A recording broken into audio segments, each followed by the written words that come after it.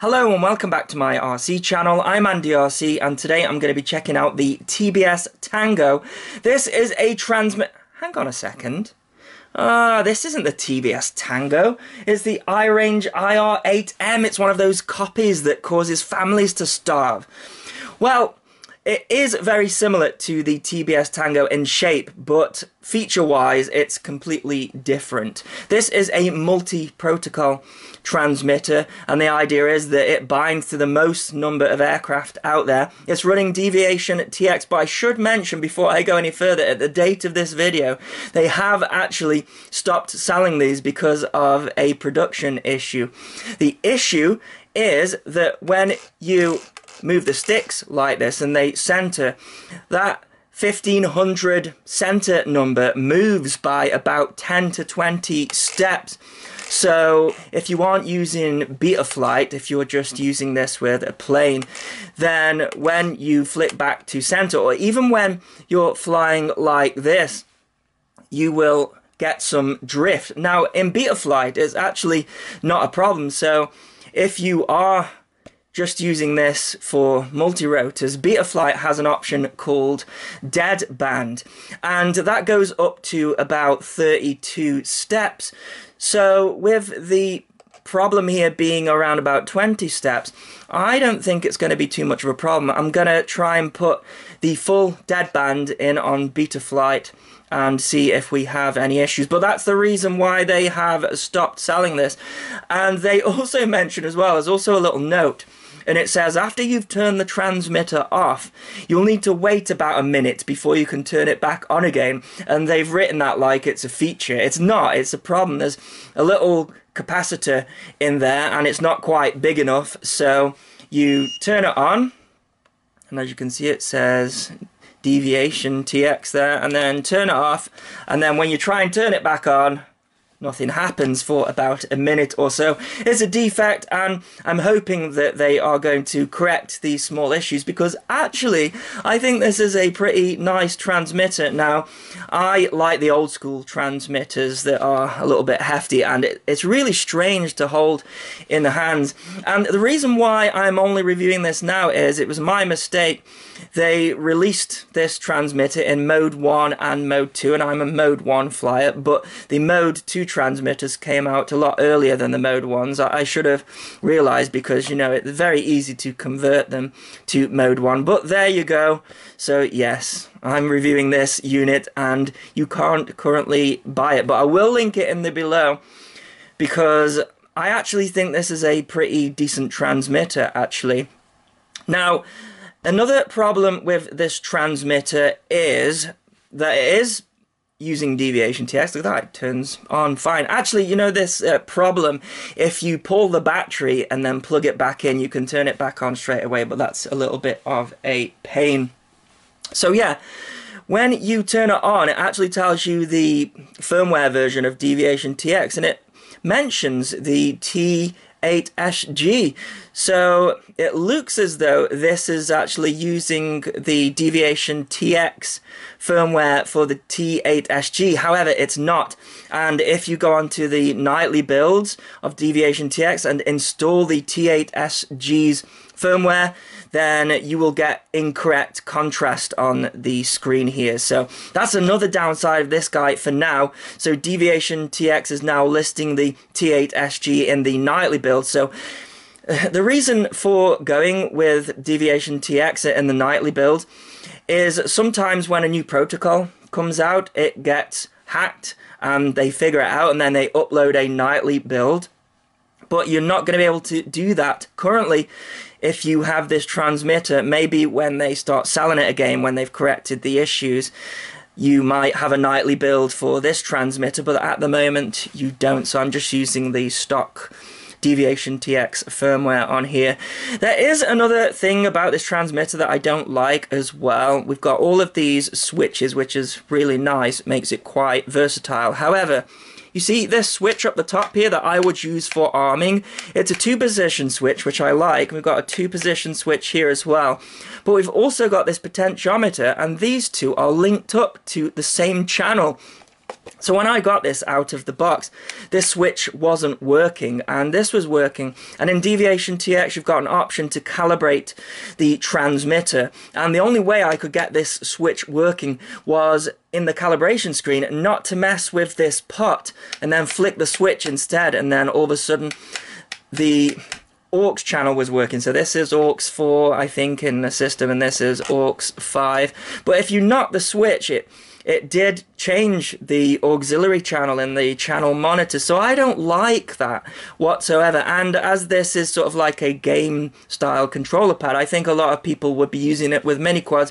We wouldn't really need these, so I don't think it would be an easy fix to separate these two. So I'd probably just unplug this potentiometer in the back. It's just using little JST plugs there, but yeah, a little bit weird, I thought. And then these switches here, these are 3-position ones, all of these. The problem with 3-position switches in Deviation TX is that they were originally designed to have a 2-position switch, so you have to mess around quite a lot in the mixers to get the 3-position working. So I think maybe they should have given less 3-position switches, but you know, yeah, this is kind of like a hacker's transmitter, and that's always been the case with Deviation TX. I made a video ages ago now where I took a Devo 7E, I added the individual modules, so yeah, you don't need to do that anymore. There's about 4 different chips that support all of these different protocols. I can't remember them by name, but I'll list them down here. And originally, before these all-in-one modules came out, you had to individually install them. Oh, it was a right pain, it was. So yeah, I really appreciate this because we don't need to do it anymore. And I quite like that. So I know a lot of people don't like the positioning of these buttons, and they say that the jumper is more intuitive. I don't have a jumper. I'm hoping to get one, but what I will say is I have a Devo 7E and the buttons were just as confusing. So you press enter here to get into your menu, then you've got your up and down here. So if we want to go into the model menu, for example, we can go into model setup, and then if we just, I don't know, say go down to the TX power, you would then use the left and right to change that option there. I always find Deviation TX a little bit clunky because I'm so used to the Tyrannus there, but I can work around it. No problem. So whilst I'm just looking at buttons and things, if we just open this thing up here, we have got a USB connector, and that is for upgrading, but you can also use this for a simulator as well. So if you, for example, create a model, so if I go, oh, where is it? So if I go into load there and go into this model here, the spare one, if I come down to the protocol, if you set it to USB HID and then plug in your USB connector into the computer and then press re-init, or which is usually the bind button, it will recognize as a joystick, and then you can use it with a simulator, so that's pretty cool. But yeah, I don't think I'm going to be able to go through everything, and because Deviation TX, man, it's, you know, it's got a lot of things to it. Like I say, it's more of a hacker's bit of firmware, but you know, some of us like that. So let me just load back into this model because it's the model I'm going to be flying today with this one. So to set up a model actually is pretty straightforward if you want to do it sort of simply. You've got the model name there, and then if you come down here, so I'm going to be using the FreeSky X protocol for a XM Plus receiver. One thing that I found though is that I had to, if we just go in there, and you can see you've got FCC and EU, you can literally just switch between them. I quite like that. The failsafe, that needs to go on to no pulses, so I'm gonna put that on there. So can you see this option here? It's called frequency fine. I couldn't get this to bind with the XM Plus unless I put this up into the 70s, and once it was bound it didn't really seem to make a difference then. But yeah, it's like a fine tuner there. But anyways, yeah, you do have to mess around with Deviation TX, but you know, the idea is that you do a little bit of messing around, but you can bind to pretty much anything that you want. I should mention as well that we have a nice backlight here as well. You can change the brightness of that in the transmitter setup. So I'll just need to figure out the menus. Let's exit out of there. So then we need to go into Mixer to set up our switches. So if we just come down here, so you've got AETR, so you can leave all of those. You might want to reverse a couple of them. I haven't needed to using the FreeSky protocol. And then if you go into channel 5 there, it's always set as hold for helicopters, but if we go into there, then this is where you can do your switch, and because I haven't delinked these two, I'm going to have this one, sorry, for my arming. And then if we just come down here, I left everything here exactly the same, so I'm going to just keep it as 2 position switches because that's going to be for my arming there. And then if we come down here, channel 6, I have got as my modes, and I've got on that switch there. And then, oh man, getting around these menus is tricky. Then on channel 7, I think I got this one as my beeper there. So that's your basic model setup actually, and if we just exit out of there and go back into there, you would then just press bind and then, you know, do your usual, hold the button down on your XM Plus, and it bound fine for me. One thing I should mention though is when you get this, it's set up to take a 2S battery, and I'm using 4 AA batteries here, rechargeable. This does come out, you can see it using like the standard transmitter connector like that you would get from a LiPo or on the FreeSky stuff as well.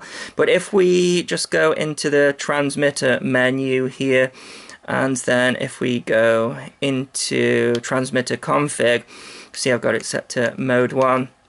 That's where you calibrate your sticks and everything. And if we just come down here, you've got various different volumes that you can select. Battery alarm, so that was set at, oh, I think it was like 6 volts or something like that, and it was beeping out of the box, so you have to change it, probably go a little bit lower than that, probably about 3.9, something like that.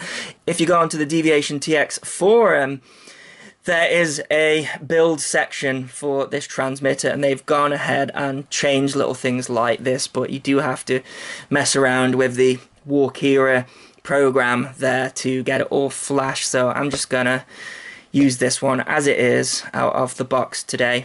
So this has actually come with a receiver. This is the big box that it comes with here, and you get a USB cable with it, and we've got a receiver. This is actually a FlySky 2A receiver, so it actually comes pre-bound to this, but I'm not going to be using this, but I thought that was pretty nice. And you've got a little cable there as well for plugging into your copter. So another thing that people have mentioned is that they are getting poor range when bound to a FreeSky receiver, so I'm gonna test that. I have got my Ishin Wizard here. This is the TS215 with my DVR taken out, and it makes it a fantastic copter doing that. And if you're a subscriber to the channel, you might have seen that video. But yes, what I have done is I've flashed the XM Plus with the RSSI firmware on the channel 8, so I can see what the RSSI is going to be like. By the way, you can do full telemetry with this if you're prepared to do a lot of reading and mess about with it. But today I just want to see if adding that deadband in Betaflight fixes the centering issues, and also if there are any range problems with it, because as you can see there's actually no external antenna, I think they could have done themselves a favor by just putting a SMA connector on there, because yeah, it's a bit of a shame. If you take the back off here, it is connected on a little micro UFL connector, but it's just a sleeve dipole antenna that comes across here. But yeah, I'll see if there are any range issues. So let's go and take it for a fly and see how it performs. Okay, let's have a see what happens specifically to the RSSI, and also how the center stick feels. So it's hovering around 70%. Let's take a look at the center point. Doesn't seem too bad, actually. It does feel strange just because of how loose the controls are compared to my X10, but that's something that you get used to, I guess. But yeah, RSSI value seems to be okay. I'm able to fly with it and not really having any trimming issues with that center point.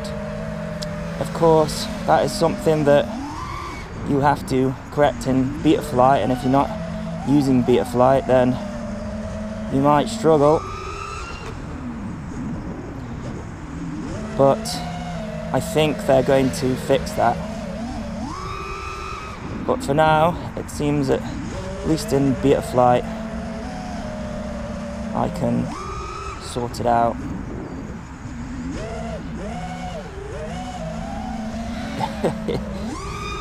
It really has taken me some time to get used to this controller, just the way that it is in the hands. You sort of hold it slightly differently.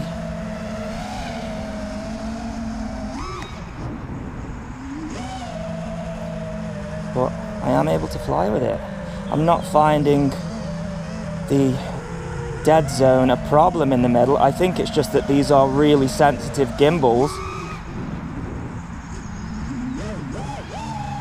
because that setting that I put in Betaflight is doing its job. Doesn't feel like towards the center I have no control. Just feels normal. So it'd be interesting to see what they do about that.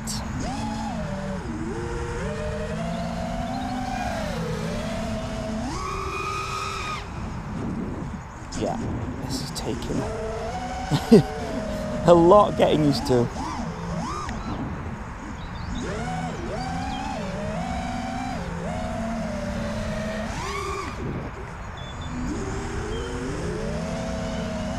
I think there's a good chance, for the most part, I'll be sticking with the free sky. Oh, hello, bird. What's the battery at? Ah, it's getting pretty low. Okay. Let's come in for a landing, I think, if I can.